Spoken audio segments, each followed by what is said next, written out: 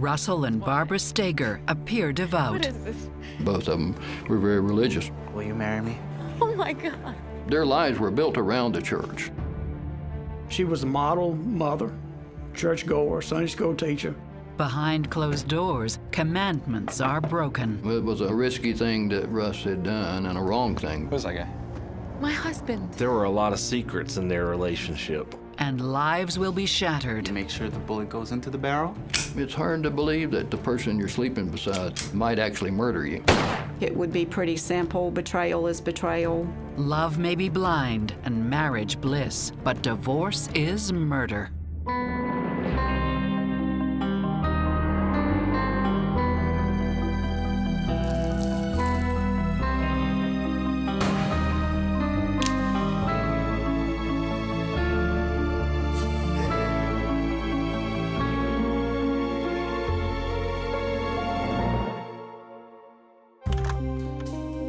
High Point, North Carolina, where 29-year-old Barbara Ford has raised 2 sons with her husband, Larry, until her 9-year marriage is cut short by a terrible accident.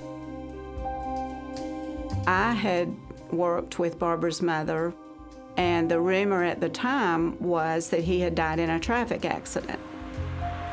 It was ruled a suicide at first, and then it was later changed to an accidental death. She didn't want to stay in the house, and so she moved in with her friend just down the street. And she stayed there until the children were out of school. And then she moved down to Durham with her parents. Back home in Durham, Barbara starts house hunting for her and her boys during the summer. But she ends up finding a lot more than she bargained for. Hi. Hi. I noticed the for sale sign. Could I make an appointment with your realtor? Yeah, well, you can come and take a look at it now if you like. I'm Russell Steger. Barbara Ford. Nice to meet you. 30-year-old Russell Steger is a baseball and football coach at the local high school and a former member of the Army Reserves. As a coach, he was everything that you kind of needed. He was tough, but he was also very compassionate and giving. Russell oftentimes bought the uniforms and equipment for the baseball team out of his own pocket. He was just an outstanding, upright kind of guy. Like Barbara, Russell is also newly single. He's been separated from his wife, Jo Lynn, for just a couple of months. He was my first serious boyfriend. We were only married 3.5 years or so. Our lives kind of went in different directions. Russell was going through a divorce and needed to sell his house.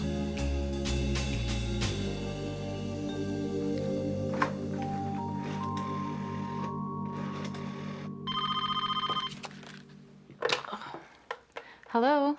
Hi, Barbara. Yes? This is Russell Steger. How are you? Great, thanks. Did you get my offer for the house? Actually, that's what I was calling about. I decided to keep the house after all. Oh, I understand. It is a great place. I hope you find what you're looking for. Okay, bye. Just a few weeks later, he and Barbara meet again. She ended up buying a house on the corner across the street from Russ. I guess you found a house after all. Hi.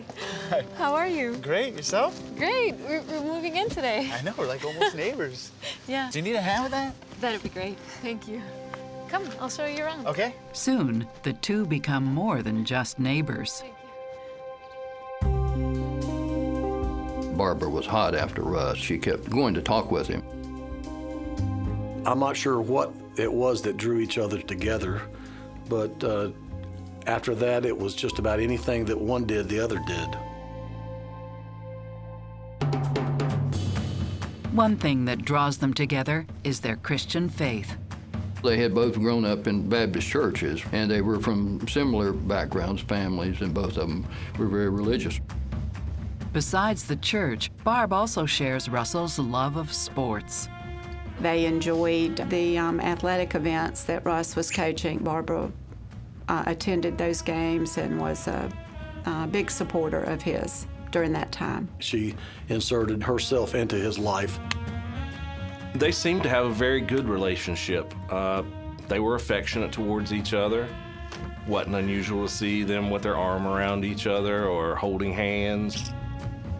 The sex was an immediate thing.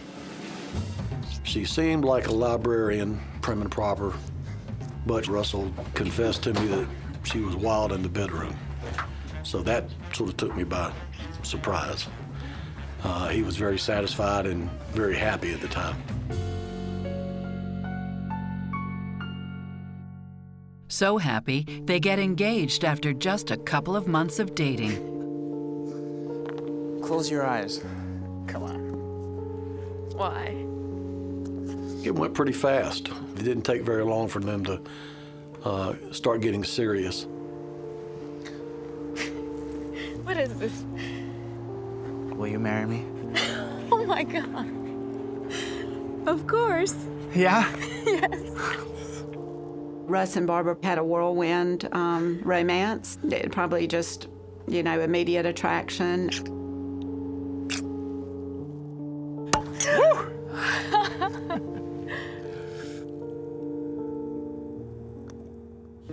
The ink barely has time to dry on Russ's divorce papers before he and Barb tie the knot.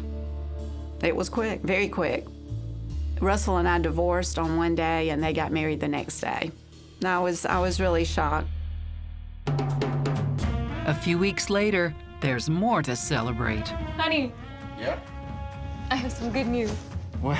You're gonna be a daddy. Are you serious? He had been very excited. Children were extremely important to Russ. He wanted to have children of his own. I know that was a dream that he had. Oh my, it's gonna be a little baseball player, right? Well, what if it's a girl? Well, she can still play. Oh my God. This is so great. It's a dream that doesn't last long.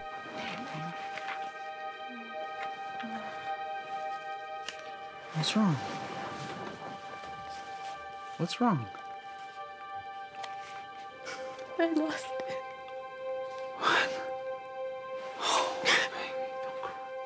She had a miscarriage. Russ's mom told me that Russ was very distraught when Barbara lost their baby. I'll try again, all right? Don't cry. It's a blow, but they pick themselves up and keep themselves busy, especially at the church. Just about done. Barbara was involved in a number of activities, children's types of ministries, working with senior adults. That's brilliant. I just made it. I always remember that she would, be there to help if ever she was called on. For the kids only. Russ was involved in a whole host of activities as well. Their lives were built around the church. Great, guys. And Russ adopts Barb's sons, now 6 and 11 years old. He was very family-oriented, loved kids. He thought that, well, since we're all living together and their dad is dead, that he could step in and really be a good father figure. All the way through. They were great kids, and he was a great dad. And he looked after those boys like they were his kids. Scared. Forensic psychologist Dr. Brian Russell and psychotherapist Stacy Kaiser see a family with a good shot at happiness. Russell and Barb have a chance at being an exception to the fact that 70% of second marriages with kids end in divorce. Their chance at being the exception is that they have some of the things going for them that we recommend for all marriages. They have family support on both sides. They have common interests. They have a common faith tradition. And these are all things that add strength to the foundation of marriages. And Russell has done something that almost any mother would be happy about. He has taken in her 2 sons as if they were his own. Beyond faith and family, Russ and Barb find another way to connect. Barbara and Russ love to shop for nice things. Russ always had kind of expensive taste. He loved beautiful clothes, nice jewelry. They both wanted the nicest thing available and the best clothes available and all of that. And their spending sprees don't stop at clothes. They bought big new houses. It was new cars all the time. Several of us joked that when it was time to change the oil in their cars, they bought a new car instead of changing oil. I mean, that's about how fast things escalated. You want to go for a ride? Beautiful. And then they bought the place at the beach. They bought a boat. I couldn't run with them as much. I couldn't afford it on my teacher salary. And I was wondering how he could, afford everything on his. Friends speculate that Barb must have come into money after the death of her first husband. Nice car. Thanks. I just couldn't resist. The only way that the friends could understand what was going on was they thought that Barbara must have gotten a huge amount of life insurance. In sports, the International Basketball League was busy last night with 7 games. But the life insurance payout, combined with Russell's teaching salary, is not enough to fund their extravagant lifestyle. So Barbara looks for a way to bring in some extra cash. Can you start Monday? Sure, I can start now if you'd like.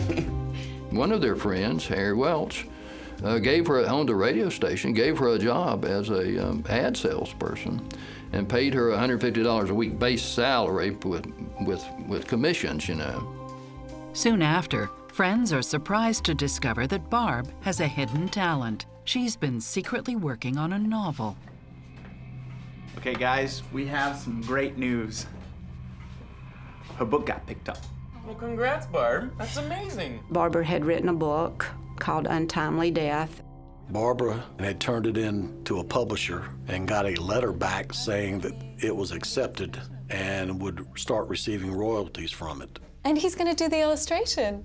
We have a man of many talents here. She would be getting an advance. I don't remember how much, but it was a substantial sum of money. To celebrate, the couple joins the most prestigious country club in the area. Yeah, good game, good game. Life couldn't be any better for Russell and Barbara, the soon-to-be published author, until Russell discovers his wife's storytelling skills might extend beyond the written page. He was unaware of all these debts, all these accounts that she had had. They just created more turmoil in that marriage.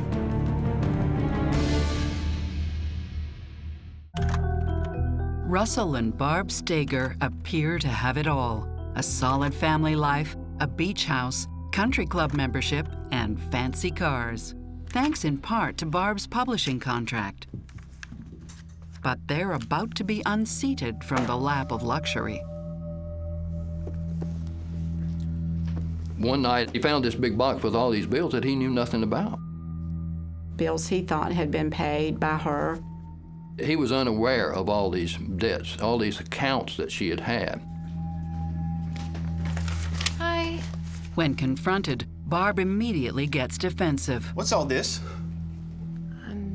Just... It's final notice. These are all No, it's fine. I'm gonna take care of it. How are you gonna take care of this? It's okay. We're gonna be okay. How are we gonna be okay? How are we gonna pay for this?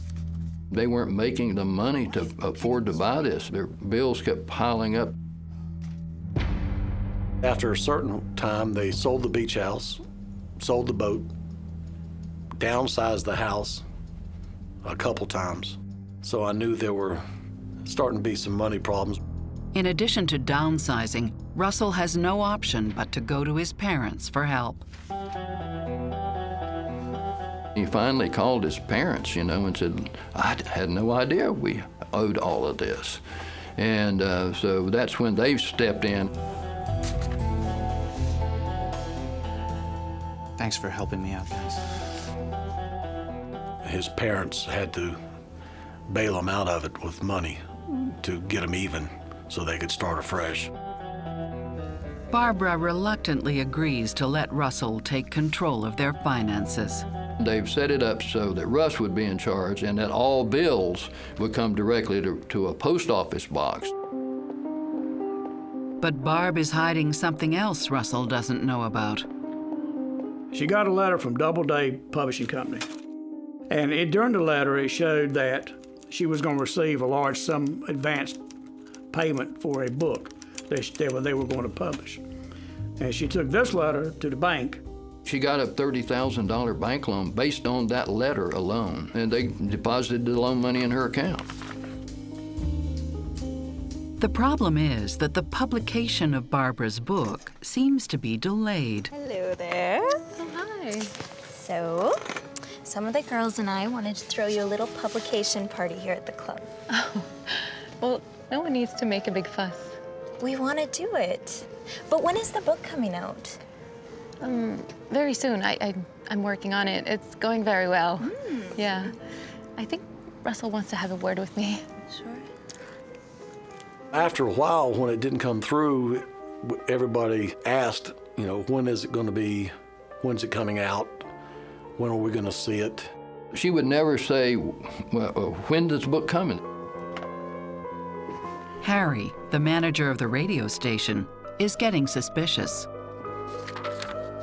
Harry knew this person who worked at Doubleday, where the letter supposedly was from.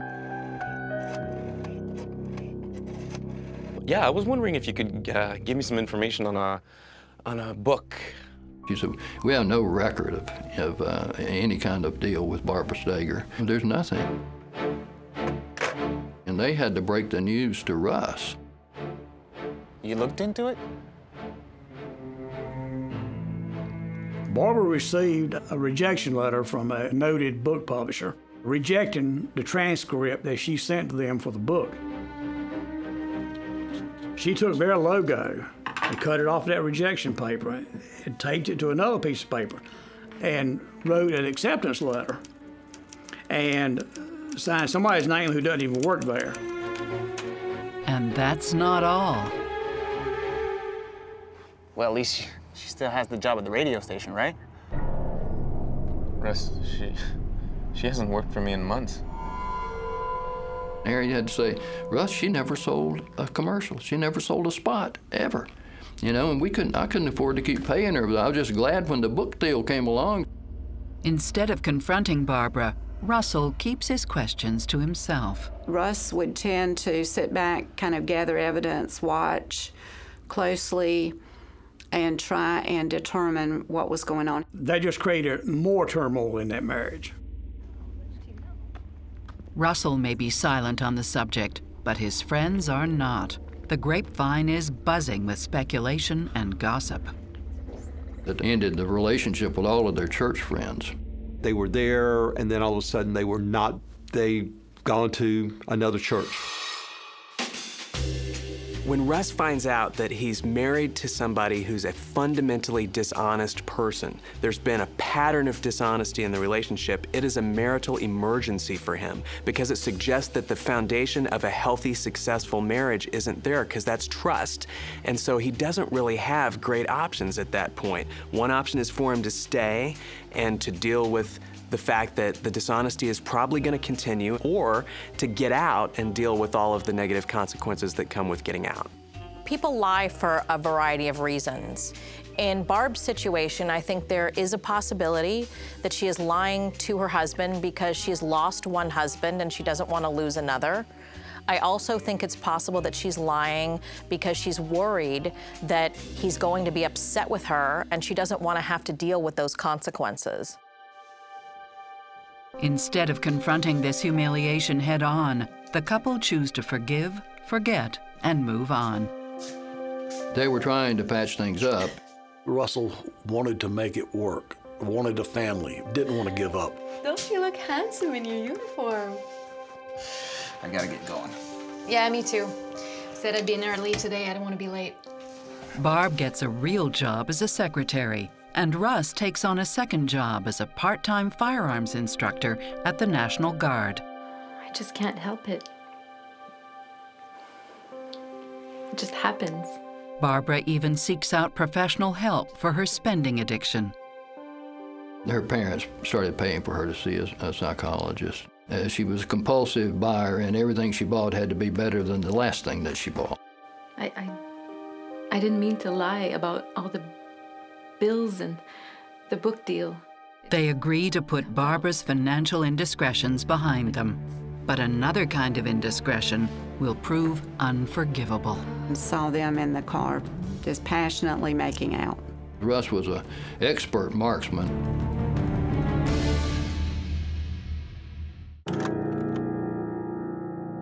After 5 years of marriage, Russell Steger discovers his wife Barbara has committed fraud to fuel her compulsive spending habits. The couple agrees to pay off their debts and get their lives back on track.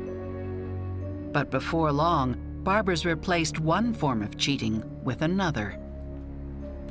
In Russ's book, it would be pretty simple. Betrayal is betrayal. And if you're betraying me in these areas, are there also other areas where you're betraying me? Hey, I'm just gonna take the car to get it washed. You know, there's a few things I need to do as well. All right. Well, have fun.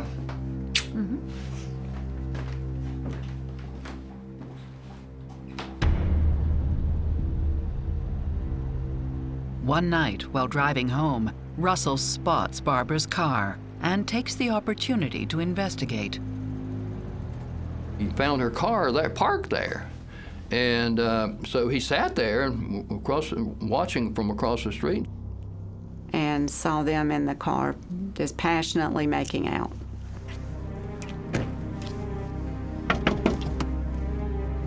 Can I help you? Russ, it's not what you think. Russ! Russell was not a confrontive person. He got in the car and went home. He found out what he needed to find out. Who's that guy? My husband.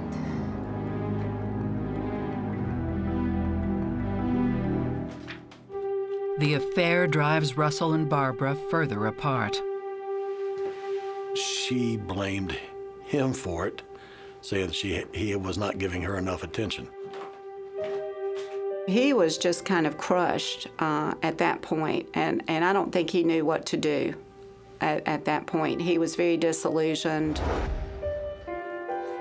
Russell is no stranger to infidelity. He has a history of cheating too in his first marriage.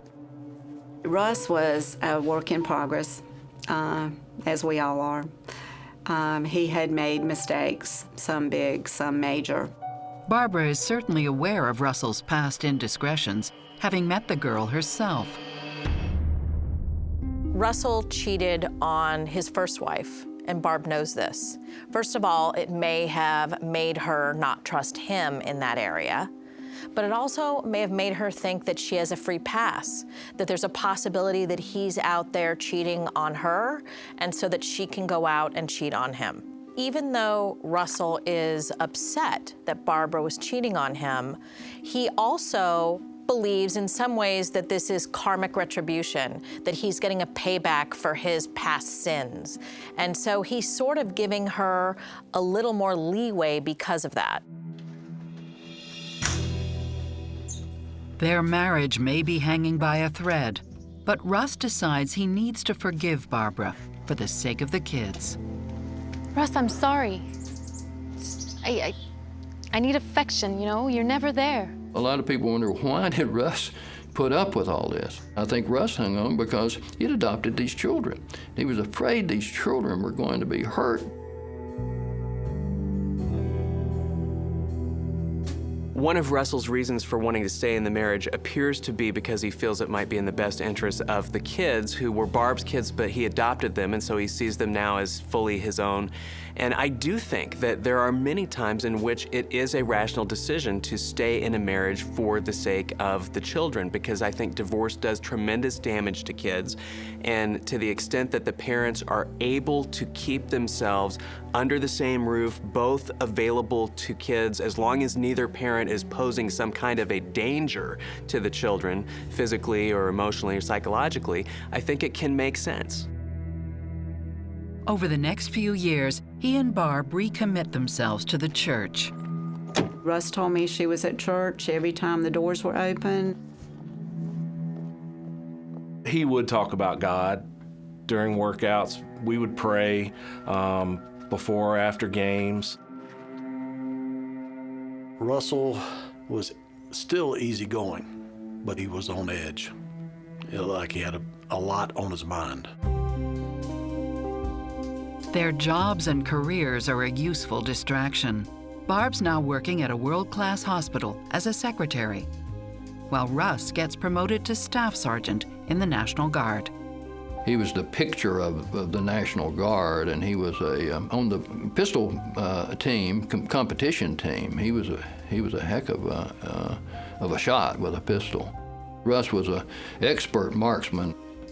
He even buys Barb a .25 caliber semi-automatic. Might feel a little safer with this. It's not a big deal. You ever seen one of these before? Okay, I'll show you how it works. It's not loaded.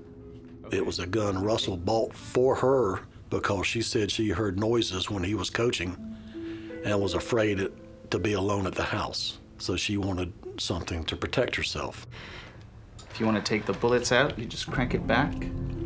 Russ is concerned about keeping his family together, safe and secure, and he finds that his ex-wife lends a sympathetic ear.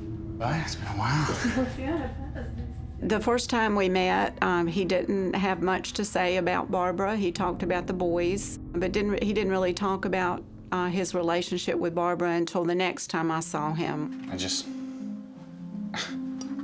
I can't believe she'd do that to me, you know? He confesses to Jolynn that Barbara's affair has left a permanent scar on the marriage and on him. He seemed like an entirely different person. Russ always had a light about him, a sparkle. He loved life. That seemed to be gone. So what are you gonna do? I don't know. Have you tried talking to her? And, you know, it was like the floodgates opened up, and he said, I don't know who I'm married to. I no longer know who she is. I thought I knew. A lot of people will emotionally or mentally leave before they physically leave. I think that Russ was in the process of doing that. He actually told me at one point that he could be gone in a weekend. So I know he was thinking about it. He's even starting to regret leaving Jolynn, his first wife. And at one time said, you know, he wished that they had stayed together and wondered if she'd give him another chance. I was very respectful of his relationship with Barbara and his children. We made much better friends than we did spouses. Russell does not act on his impulse. And after 9 years of marriage, he still fears for the future of their family. But more pressing is the fear of a local prowler. There supposedly were some burglaries in the area. Burglaries are not uncommon in Durham, period. Super Bowl Sunday is more tense than usual. What are you doing? I'm just putting my gun away. I just You got in. scared me. I didn't know you were there. I'm sorry. That night, both Russell and Barbara take precautions, keeping a gun under the pillow. So it was there, in essence, for protection in case somebody broke into the house in the middle of the night. You all right? It's a fateful decision. By daybreak, their worst nightmare will be realized. I realized very quickly I was pulling up to the Stagers. At that point, my heart dropped.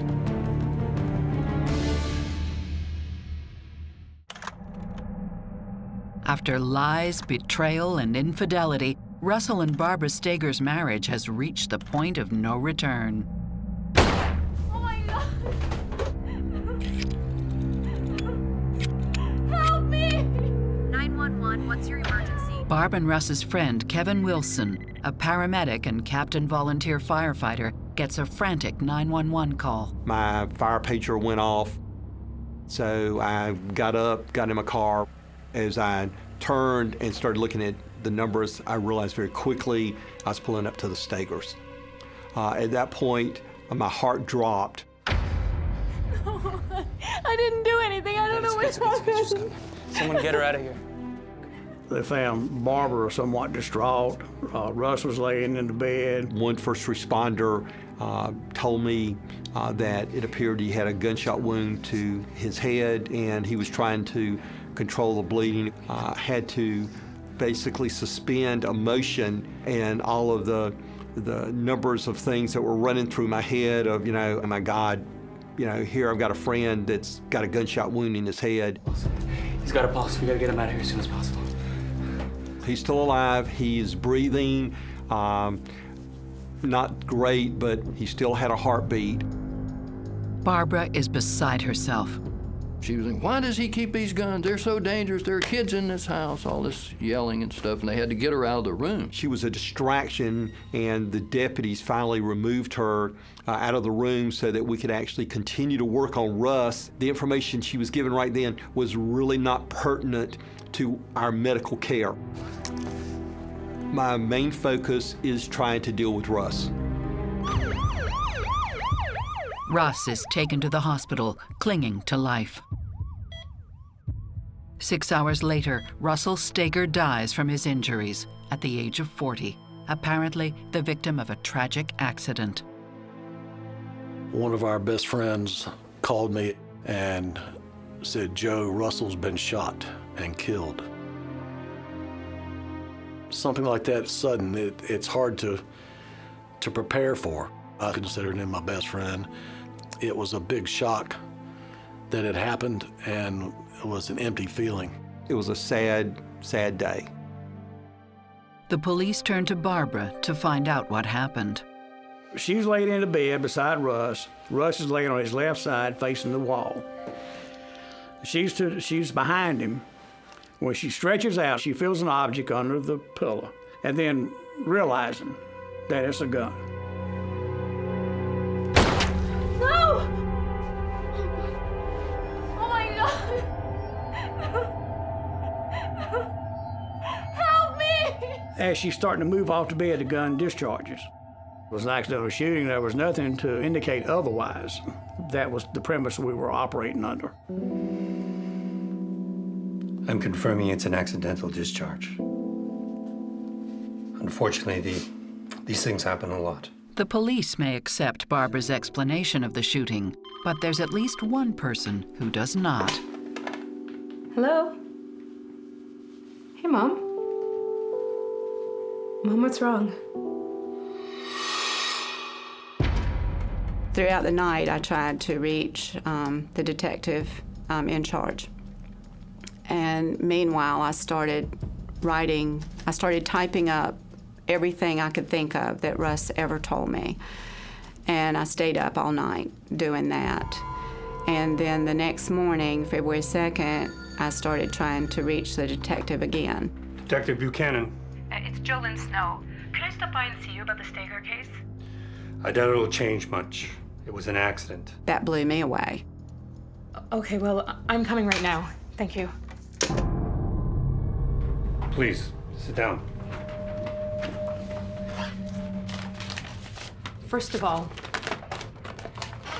Russ would never, ever have slept with a gun underneath his pillow. He never put ammo in a gun unless he was ready to shoot it. It was always stored separately. She doesn't persuade Detective Buchanan. He was just thinking, well, this is just a former wife that's suspicious. He didn't seem interested. He wasn't taking notes, and I thought, this is going nowhere. I'm just being blown off. He was a safety fanatic with guns. Look, the evidence supports Barbara's story. But there's more. Well, did you know that her first husband also died accidentally by a gun? What'd you say? I said her first husband also died accidentally by a gun. Jolyn tells the police about Barbara's first husband, Larry. Larry Ford and Barbara were married, and they had 2 kids that Russ adopted.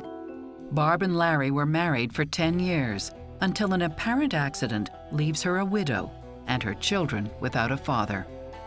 Larry Ford comes home one night, about 9 o'clock or so. Barbara went to bed. Then around midnight, Larry is cleaning Barbara's new gun and discharged. That's the story she told. It was ruled a suicide and then changed to an accidental death. They were so similar. Shooting in the middle of the night, nobody else around. Russ found out about the first husband's death when Barbara was writing the book about his death. He began to question the story. It's good, babe. Oh, you think so? Yeah, I like it. Can't wait to see what happens. Yeah, well, you can't see that for now, 'cause I'm still writing it. She actually did write little bits of stuff about, you know, what a horrible thing it was that Larry had died accidentally, and what a dreadful thing it was that people were suspicious of her. Let me write. But as Barb's lies pile up, Russ begins to wonder if there's more to the book than meets the eye. I suspect that Russ became suspicious about her first husband's death when he started discovering her other betrayals, that she was such a convincing liar. I know this sounds crazy, but if anything happens to me, will you look into it? You're just being paranoid. I'm sure there was an investigation. Just promise me. Of course.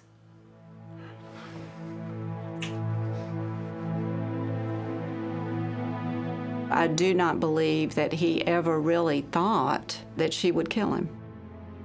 It's hard to believe that the person you're sleeping beside, you know, might actually murder you.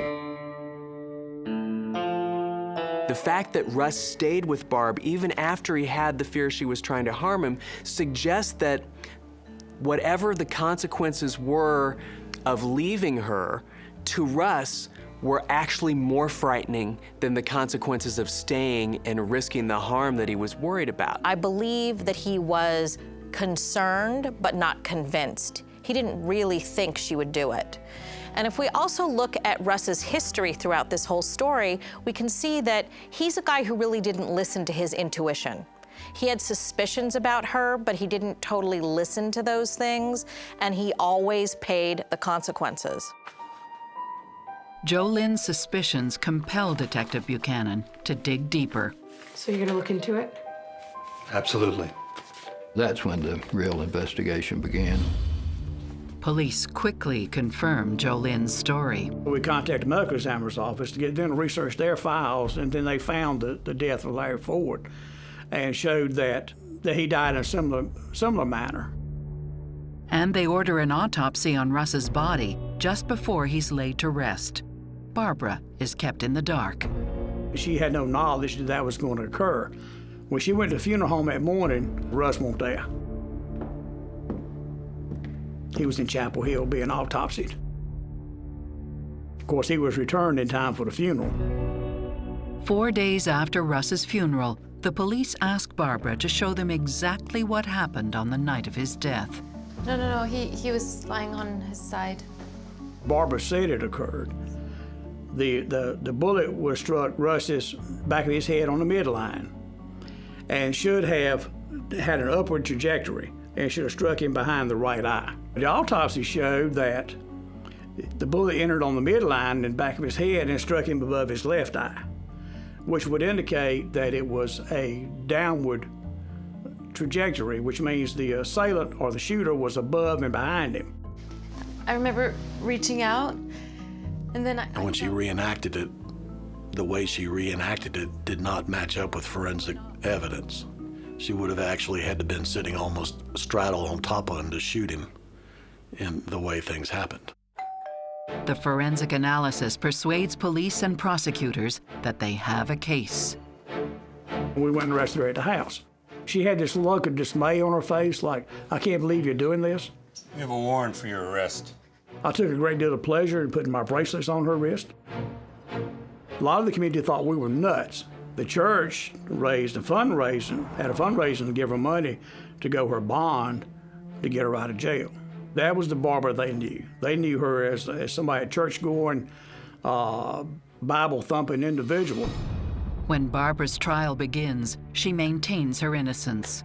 But prosecutors have a very compelling witness. Somebody had picked it up and started playing the tape, and the son recognized it as that's Coach Stager.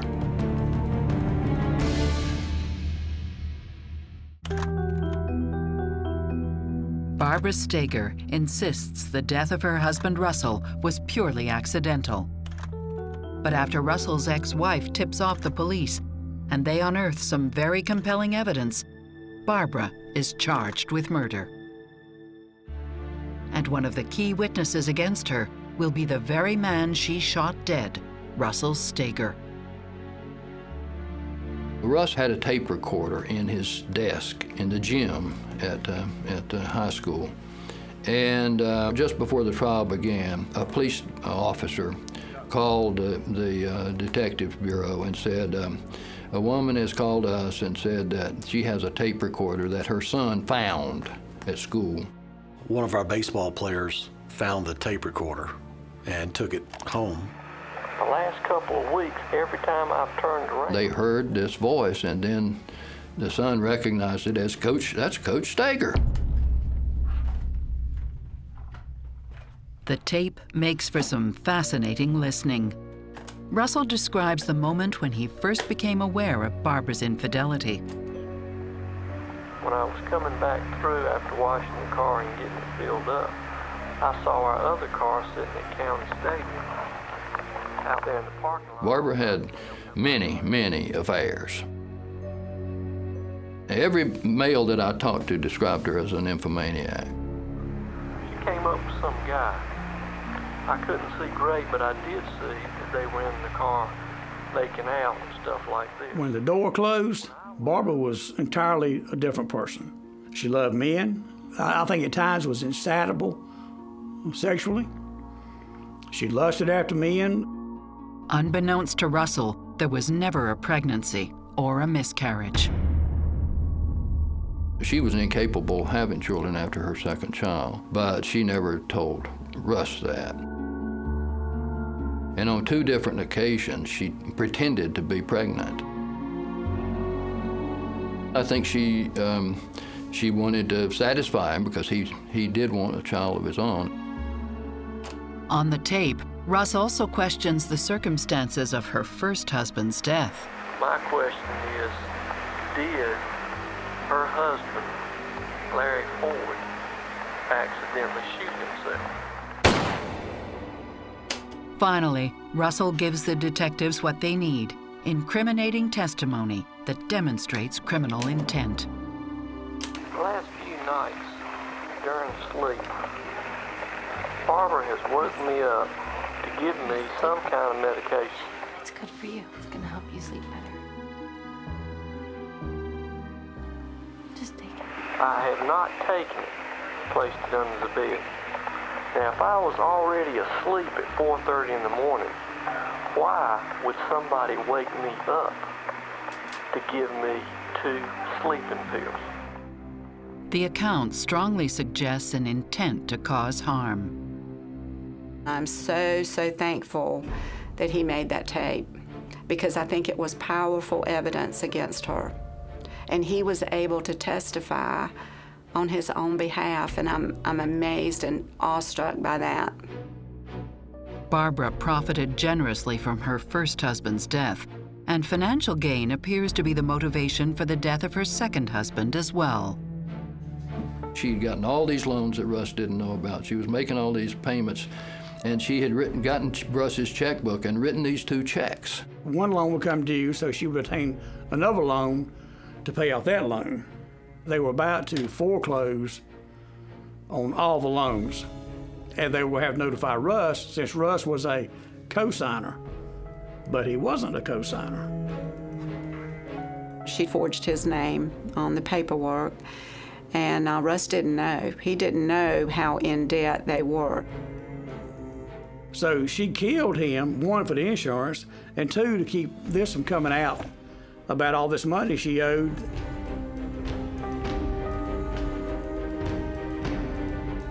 I think that was her motive, pure money and greed.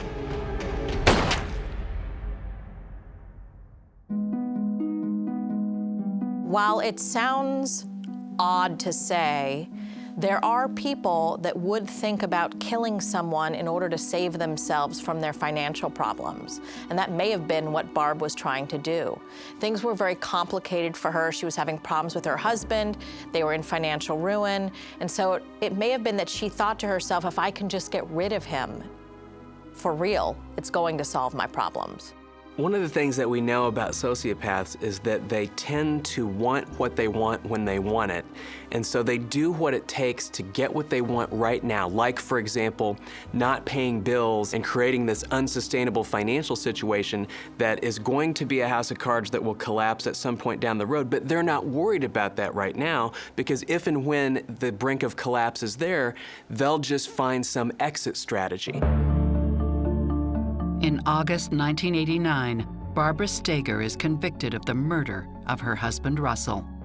Her sentence, death by lethal injection. The jury took about 45 minutes deliberation to find her guilty, and then they came back with the death penalty. In 1993, the state Supreme Court overturns the ruling, and Barbara's given a life sentence instead. And while it's never proven that she murdered her first husband, Russell's supporters remain suspicious. It's very important for Barbara to remain behind bars because, frankly, I think she's a serial killer. She should not be allowed to walk among us again. She's too dangerous. Apparently, she doesn't believe in divorce. She'll just do like a black widow spider. She'll kill the spouse and move on. While Barbara's older son has already left home, her younger son, age 14, goes to live with her brother. For those who knew and loved Russ, his absence is still sorely felt. I remember Russ smile, fun-loving, easygoing, patient, wonderful friend. Russ loved life. Oftentimes I'll try and enjoy things twice, once for me and once for him.